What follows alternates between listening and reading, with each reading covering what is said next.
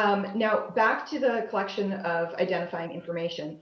If there was no collection of identifying information in 2019, is there a reason why we can't just stop the practice entirely?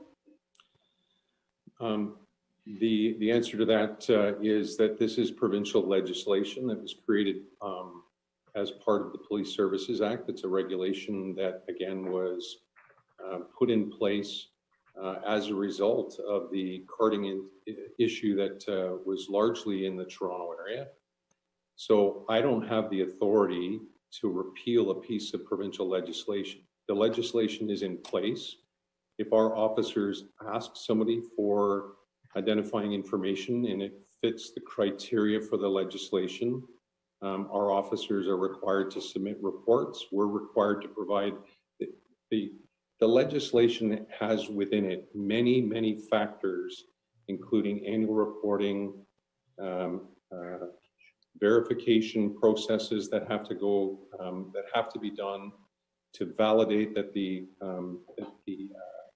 attempts to collect identifying information was done in the appropriate instance.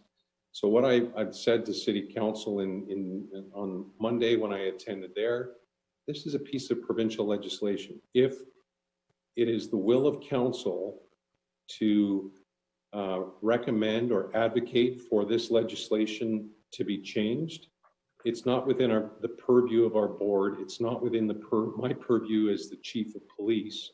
It's within the province's purview to change the legislation or to repeal the legislation. Okay, and then just to clarify through you, Chair, then, does that legislation indicate that the police force has to engage in this practice, or simply that if they are going to engage in this practice, this is how it must be done? What the legislation says that if we collect identifying information from an individual, which the legislation permits that to take place, then we have to adhere to the legislation. So the legislation permits it and suggests how to do it, but doesn't say that you have to do it, is what it permits it, but it does not require you to do it. I don't know that I necessarily have the option as a Chief of Police to pick and choose what pieces of legislation I'm going to follow and not follow. No, yeah, okay, that's not what I'm saying, and I think it's clear that what I'm suggesting is